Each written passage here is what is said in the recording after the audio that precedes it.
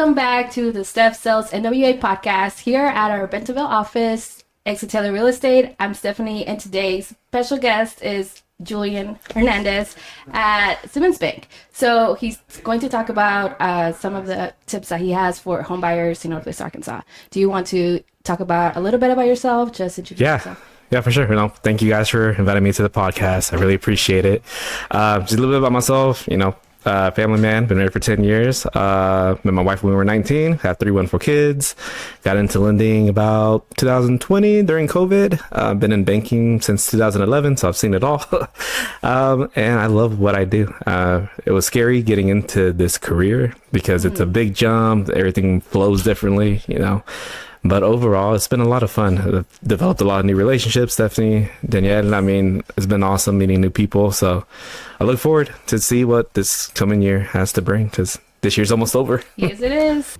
Talking about that, there are some mortgage basics that every buyer should know. So going into next year, let's talk about what are the most important things that first-time home buyers should know about getting pre-approved for a mortgage and what's involved in that process. Sure. So, the first step is always to talk to your lender, find out what your buying power is when you go and purchase. It's really big, especially when you're going house hunting, because the thing I don't want people to do is look at this $1 million house and fall in love with it and then kind of disengage themselves from the process. We have to be realistic with what's going on with the market and kind of see where that lands us. So tips to get prepared for this. You want to try to pay off as much debt as possible. An application that I recommend frequently is the Experian application.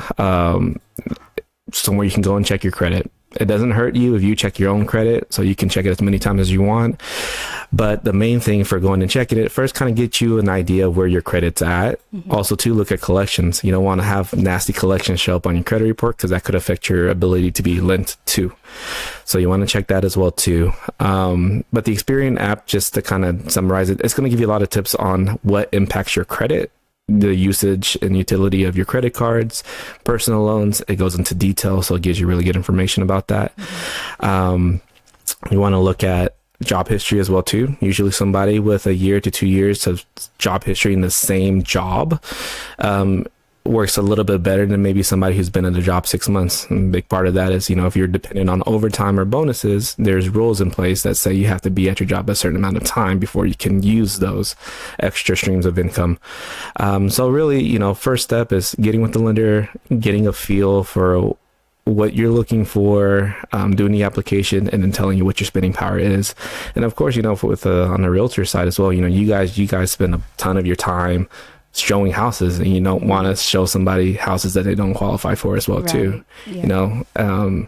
It's kind of how the saying goes, time is money. You want to help as many people as possible, but be effective at doing it as well too. And that's what we're here to do. We try to make it as easy as possible for you, make it streamlined, and get you to the closing table. Yes. So what are the main types of mortgages, and how does a buyer decide which mortgage to go with? Common ones, you have conventional, FHA, you have the Veterans VA loan, USDA. The way I take it, every person's different. You go in, you listen to their story, you look at their assets. What do we have to use to pay for the transaction? What is our goal? Are we looking outskirts in the city? You really, I wouldn't say as much of a job, more or less you're getting to know people, because then getting to know them, you kind of get a feel of what they're looking for, and you can kind of tailor all that to the specific loan to get them the best results possible. So, somebody who's looking for land outskirts, then we can go USDA and see if they fit within the USDA box. That'd be probably the first option. But then, you have buyers who want to put 20% down. You have buyers that want to put the minimum down. So it's really listening to what they have to say and kind of uncovering, just kind of peeling back the onion a little bit more and get more information out of them. Because a lot of the times you have to gain trust before they really completely open up to you about things. And I think that's perfectly reasonable, especially if you're going into a conversation, you don't know somebody, you don't want to overindulge, because you might think that they might take it the wrong way, but we're all here at the end of the day to help you get to the closing table. So you have to be open with that person you're speaking to, whether it's the realtor or the lender on either side. Yeah, exactly. So with that, there's common challenges that some buyers face. So what advice do you have for clients who might not have a perfect credit or a large down payment? I mean, not perfect credit, it's fine. That just means we have things to work on. And that's, again, part of the discovery process I have with, I guess, interviewing people. We look at credit. If they're not ready to pull credit, hey, I get it. We can use that Experian app or Credit Karma or something just to look at the credit report to kind of get an idea of where they're at. Because I have clients all the time, or, referrals like, hey, I have this person, they're not ready right now. They have these issues. Do you mind talking to them? That's great. We'll talk, try to hash out a game plan on how to kind of help get their credit up to par to where we can actually get them into some type of loan program. And of course, I'm not a credit expert, right? I don't work for a credit company, but like I said, there's tools out there that people can use to help them get where they need to be. And, we can kind of help them, give them tools that they need, and then, hopefully get their credit up. And then, for a down payment, I mean, there's so many programs now to help with down payment. I mentioned USDA earlier. That's 0% down if you can qualify for it. Then you have, this question probably we're going to get to later on, but, since you mentioned it, you have down payment assistance program through the state of Arkansas that can help you with the down payment and maybe some of the closing costs. Help your realtor out too, negotiating your offer, because you want to be as competitive as possible.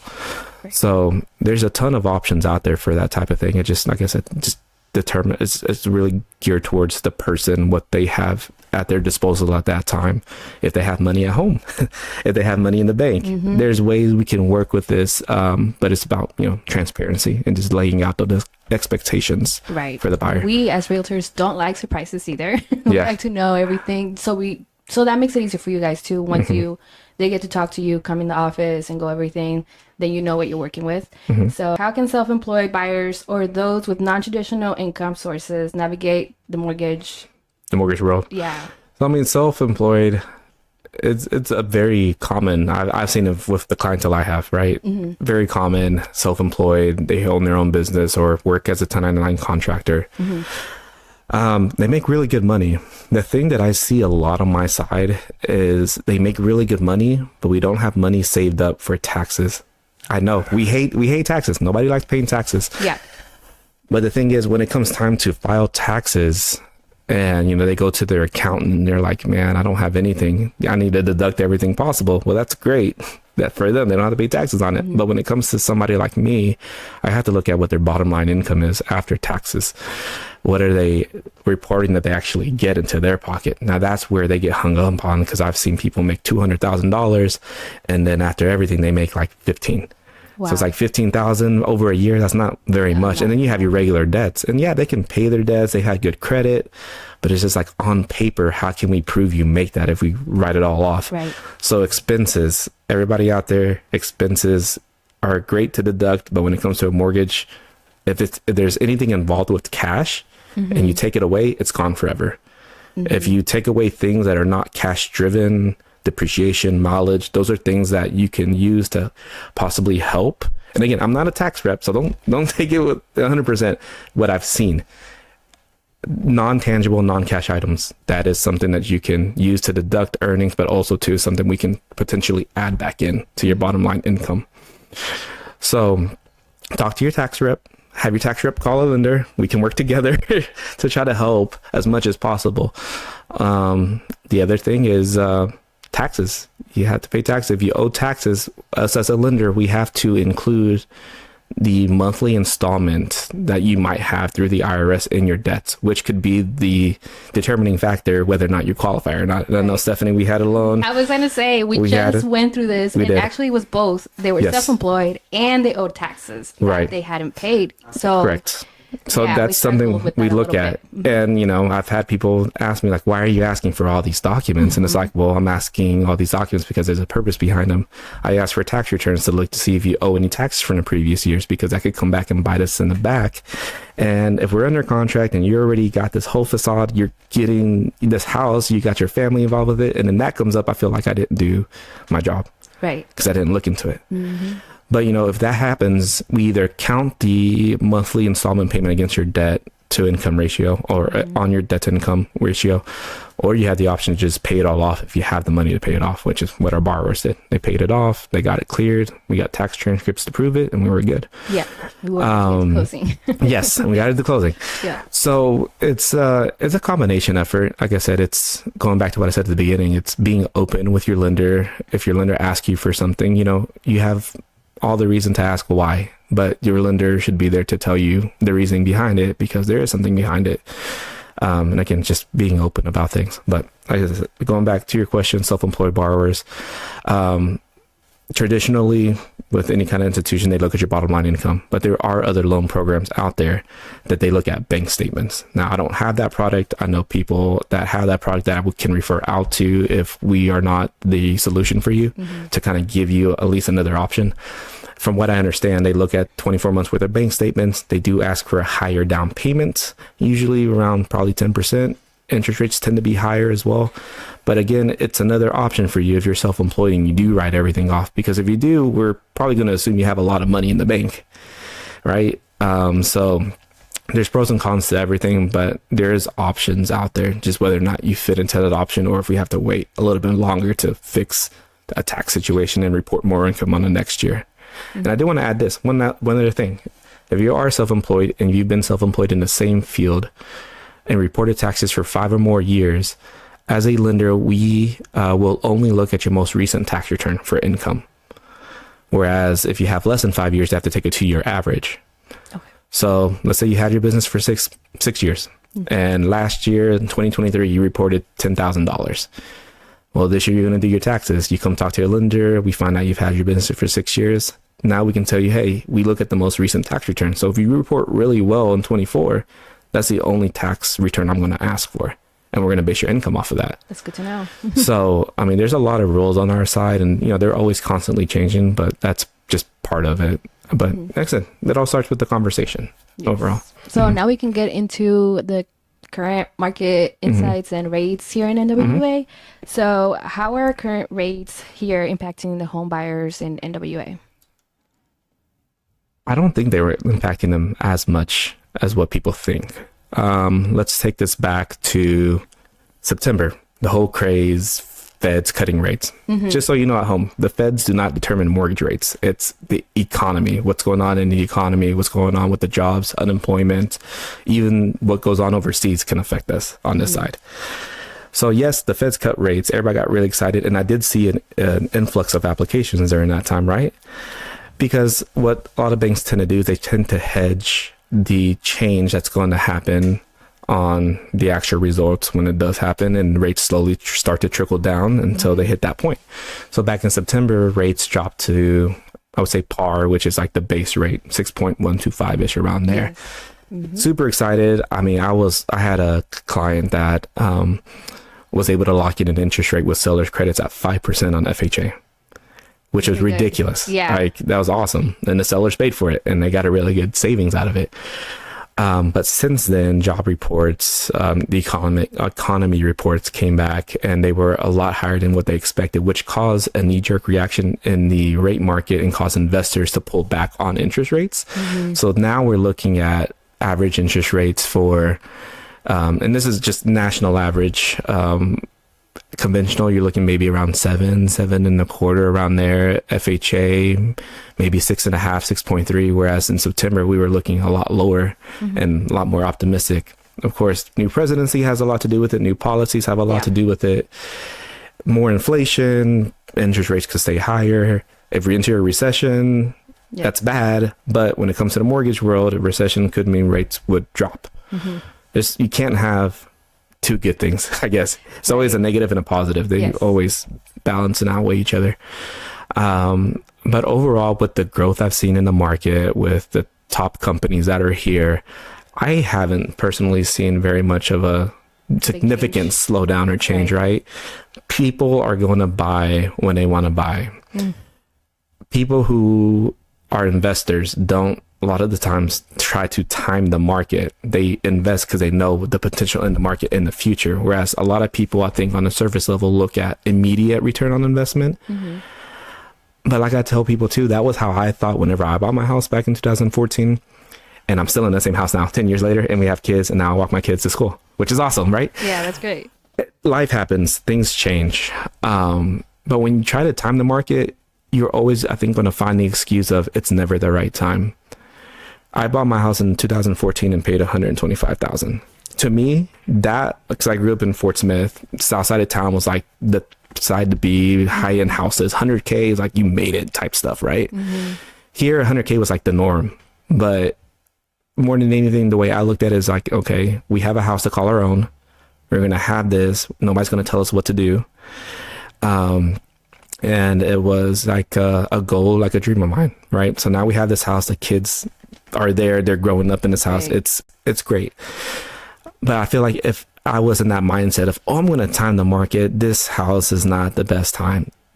If I were to buy that same house today, that house is $300,000. That's a significant change in just your monthly payment and just property change in general for the area. In another group chat I had with a realtor and their client, I actually sent them a screenshot of the value of my home since I bought it, because they're on the edge. This is really overpriced. I want to do this. And I'm like, dude, like, look at the data here. Like, there's been no dip in prices. It's been like this for the last 10 years. Yes. And with the changes they have coming in, companies are still consolidating their offices here. I'm really excited about the semi-pro soccer team that's coming in.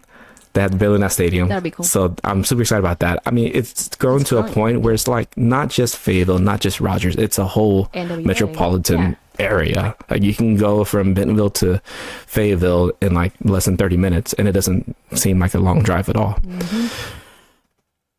And I say all that to say this: if you're a person that's trying to time up the market, there's never going to be a right time. Why didn't you buy during COVID?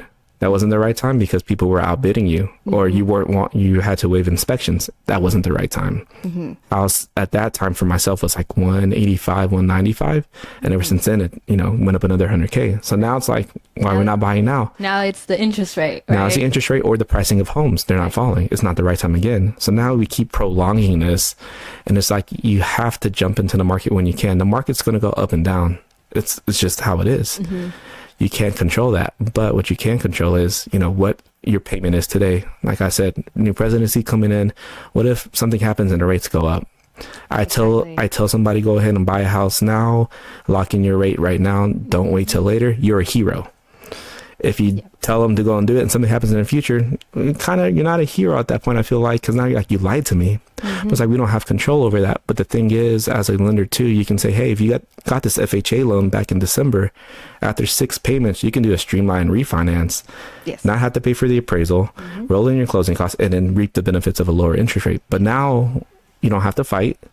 You don't have to put offers over asking price, because I have seen some of that right now still, even with the market the way it is. And not be able to ask for concessions. Like we have a lot of buyers that ask for closing costs at least. Exactly. And when it was crazy, a few years ago, you couldn't do that. And if that were to happen again, it's crazy. It's just, I think that only too, like we have a lot of buyers that depend. I think right now I've had a lot of buyers get sellers credits and depend on that to buy their first house, and then use it with like down payment assistance through the state of Arkansas. And they've gotten their house now. If this was a different time, they don't have the funds to pay for closing costs. No. They don't have funds to pay for down payment. So what are they doing? They're still stuck in the cycle of renting with a goal in mind of one day getting that house. So it's like, if you have control over it right now and you have the capability to get into it, and this is a goal of yours, I say, do it. It's a leap of faith. It is. But if your true goal is to buy something to have and call your own and potentially grow a family, or even if it's a portfolio and real investment, you never know what could happen. That house could be another 100K, and then you sell it. Now you're on top of the world. You have 100K extra in your pocket. You sold it. Now you feel good. You go redo it again. Or you're like me and you're still in the same house 10 years later. And now you have a family and you walk your kids to school every morning. So you feel good either way, I think. But I don't know. I said a lot. Sorry. No, that's really great information that people don't really they just go Google it or listen to other people with their experience, and it's not going to be the same for them. So I think it's important for them to get that from somebody that is in the business every day and sees different situations. And to note what you just said, asking other people for experiences, I feel like that is maybe one thing that can really down your spirits. Yeah, scare people away. Yeah. People out there listening right now, I know we have family, we have coworkers, we get advice from everywhere, right? You can't compare yourself to the person next to you, to your family member that bought 10 years ago, 5 years ago, during COVID, outside COVID. Every situation is different, because I have buyers right now that are like, hey, you helped my friend out a few months ago and they got this deal and they got this really good price. Like, why are you estimating my price to be higher? Well, one, I don't want to underestimate and then you be sticker shock later. I'm going to try to overestimate, and then once we get an address, and then we can kind of bring it back down and say, okay, this is the taxes here, I already got you an insurance quote, get you a more realistic number, right? And they're comparing themselves to a friend of theirs. I'm like, you got to look at their situation. There was a lot different. You guys are here. You guys have 3 people on the loan. She had 1. Total income is higher than hers. We were able to do a down payment assistance program for her with a special rate. We're in a different situation here. It's like, you can't really say, I'm not getting a good deal because this other person got a different deal and they have a less down payment or less monthly payment. And I think a lot of people don't understand that. And then when you go and you tell them something, they're like, I don't like it. That's too high. Well, it's like, you got to like bring it back, like expectations. You got to make them a reality. Like, this is what it is today. And like I said, going back to what we just talked about 2-3 minutes ago, it's like, you never know what could happen in the future. We can only control what's in our control today and what we know today. So. Right. What tips would you give a home buyer to ensure they chose a right mortgage, that's sustainable for their long-term financial goals? Transparency. You want to set that expectation for payment before you guys even go and look at houses or go under contract. I like to set the expectation of, this is what your payment's going to be, and let them tell you, are you good with this payment, making this type of payment monthly? Because if you're not, we need to refocus, regroup, and look at a different price point. Sometimes they come to you and they tell you that, and it's like, okay, what price point do you want? 20, 30K less. Okay, now you look at homes in that price and you give them a comparison. Okay, the difference in your home is like maybe an extra bedroom, an extra bathroom, bigger yard, whatever. The difference in payment might be $40-$50 sometimes. So it's like, okay, do you want to eat that $40-$50 extra a month, maybe even $100 a month for an extra bedroom, bath, more space, whatever it is? Or do you like your options at this price point? And then, you relay that to the realtors. You say, hey, they had this concern, do you show them, I guess, everything you have in this price range, because ultimately, like I said, we're here to make the buyer happy with their purchase. We don't want to put them in something that they're not going to be happy in. So on the front end, it's always transparency. This is what the expectation is. This is what your payment is, and getting that out of their head. Because I don't want them to go under contract and get that loan estimate and look at it and say, why is it $2,600? That she said it's going to be $2,200, and underestimate that. So I think it just makes for a bad experience overall. Yeah. So that happened with a client when I first got into real estate. It wasn't with you, obviously. Like, I didn't know you then. So they found out what the payment was. We were already, we went through inspection, and it was just not a good situation. Yeah. Because they didn't know, and I didn't know that they didn't know this, But lesson learned. Now make sure that they know all of this before, it's making the offers. It's an education part of things. And, for first-time home buyers, you take a little bit extra time with them because, social media is out there. I see this a lot on like TikTok on like the real estate side of things. First-time home buyer, mortgage payment fixed for 30 years. People think that payment is locked in for 30 years completely. Let's just say it's $1,000 a month. They think it's going to be $1,000 a month for 30 years. The thing a lot of people don't know, first-time home buyers, of course, it's their first time buying, is that your payment can go up or down. It's dependent on your property taxes for the county, right? Homeowners insurance. Those 2 things can make your payments go up or down. And you're right. That's a lot. That's something they don't know that. Don't know. Or new construction. A lot of the times they might price in a monthly payment where your property taxes are based off of land only, and land is super cheap when you come to property taxes, maybe $500 a month, $500 a year, or $400 a year. But when it converts over and they reassess it and it's a home, now your property taxes are going to go up $200-$300, and then you're left there with a letter saying that your payment is now this, and what is going on? Why didn't they tell me about this? So those are the things that I do, take my time to go over and let them know, like, hey, this is what it entails buying a new construction home.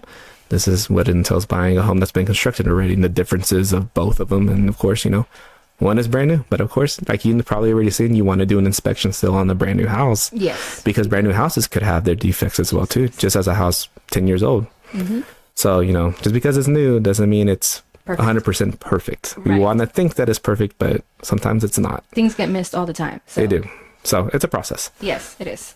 So now, question of the day.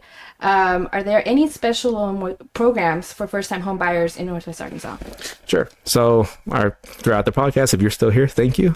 Yes, we talked about it. We touched on it. You know, big one for me has been ADFA. Down payment assistance is through the state of Arkansas. You can Google it. Information is all there.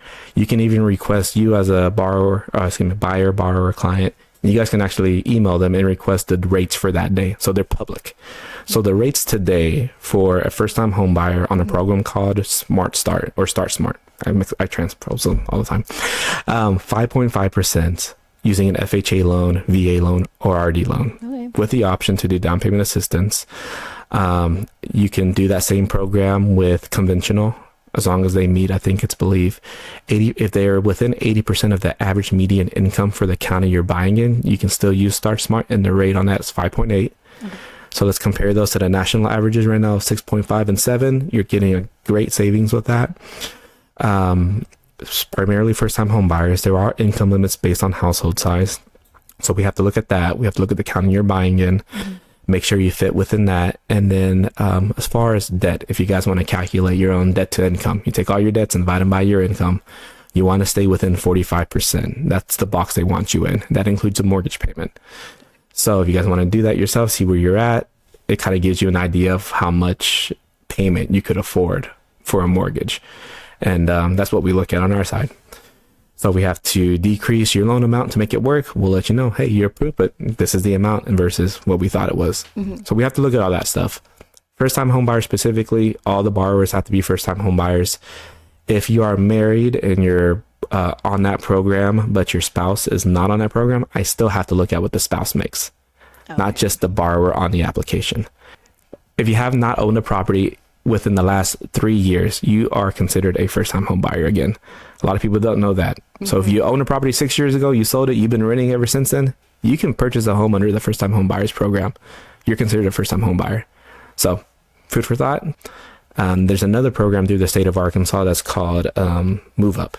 Move Up is a little bit more relaxed. Income limit is $142,000. You still get the assistance for down payment if you need it. And this one actually will allow you to have a non-occupying borrower on the loan with you if you need help. Oh. So let's say, I was talking to Stefany about this earlier with the situation. Let's say you have a couple and maybe one doesn't have such as good credit. The other one has great credit, great income. But the person with a great credit, great income doesn't make enough to get maybe that $300,000 home they want. Spouse can't be on a loan because bad credit. Okay, so now we look at, do we have family members that can jump on it? We do? Great. We can put a family member on there. The family member doesn't have to live in the home, but we can use their credit and their income to help you get back up to that $300,000 buying power limit. So do they have to still be like in the area? No. So they can be from out of the state? Yeah. Okay. That's good. Yeah, they can be out of the state. Actually closing one on Monday, and the in-laws are actually in Nevada. Oh, wow. Not on that program, but just in general, right? Right. So they don't have to be necessarily here. Okay. There's certain situations you can use like a power of attorney to have you sign on their behalf. Or it might come to a point where, you know, they might just be in town, come in and sign or, you know, celebrate with you guys. I don't know. We're at the closing table that time. But there's options out there. It's just a matter of seeing if we can get you to fit in that box, or at least let you know what you need to do to get to that point. If we need to add somebody else, or, hey, we need to look at this program. So there's a lot of stuff we do on our side. We're detectives, I guess. Yeah. We're FBI agents. I tell people we will get in your business. We will learn everything about you. So don't be shy. You have to be open. Yeah. We're going to be best friends after this. Yeah. I probably know stuff about you that your friends don't even know about judging. you. Yeah. Definitely no judging. But overall, we're here to help, to get you there, to get you that dream. As far as programs, I think that's been the biggest program. I mean, we have 100% programs where you can finance 100% with no PMI. But I mean, looking at the two programs, if you qualify for that, I can more than likely get you in the down payment assistance and get you a better interest rate. when you look at those programs that are like 0% down, no PMI, those are more than likely in-house loans, which are loans that banks keep on the books. It's bank personal lent money. So you usually have a higher interest rate price tag on those to sacrifice because of the no down payment. So there's a lot of things we look at on our side, but we'll try to get you to the best program possible, save as much money as possible, and overall just make you happy, right? Yeah. At the end of the day, that's what it's about. Yes. So thank you so much for, coming and doing this. It was you guys. Great information for everybody watching, and we'll definitely have to have you back sometime. Yes. Other I'll be questions? back. Yeah, definitely. More questions. Thank you. See you all next time. See you guys.